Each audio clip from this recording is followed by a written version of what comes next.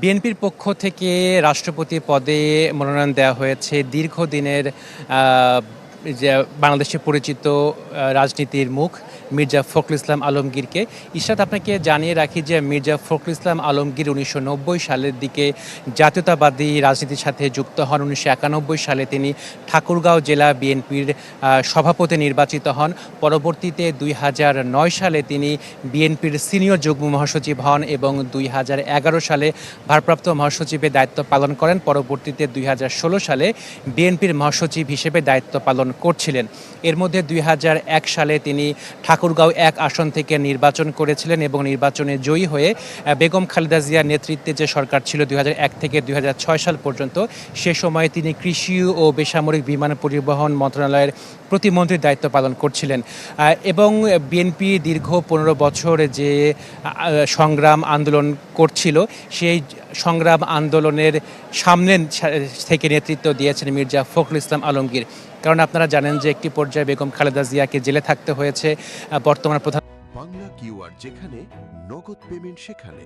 সারা দেশে 10 লাখেরও বেশি মার্চেন্টে নগদে পেমেন্ট করুন খুব সহজে।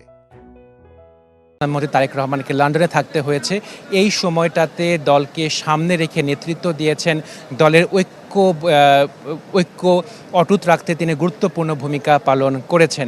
তো এমন একটি ব্যক্তিত্ব যিনি বাংলাদেশের রাজনীতিতে পরিচিত মুখ, যিনি বিগত 15 বছরের মধ্যে 6 বার তিনি জেল খেটেছেন, একই সঙ্গে তিনি প্রায় সবার কাছেই গ্রহণযোগ্য হিসেবে পরিচিত। তো এমন একটি ব্যক্তিত্বকে বিএনপির পক্ষ থেকে মনোনয়ন দেওয়া হয়েছে। ফলে বিএনপির স্ট্যান্ডিং কমিটি বা বিএনপির অন্যান্য পর্যায়ে যারা নেতা রয়েছেন, তারা সবাই কিন্তু উচ্ছ্বসিত, আনন্দিত।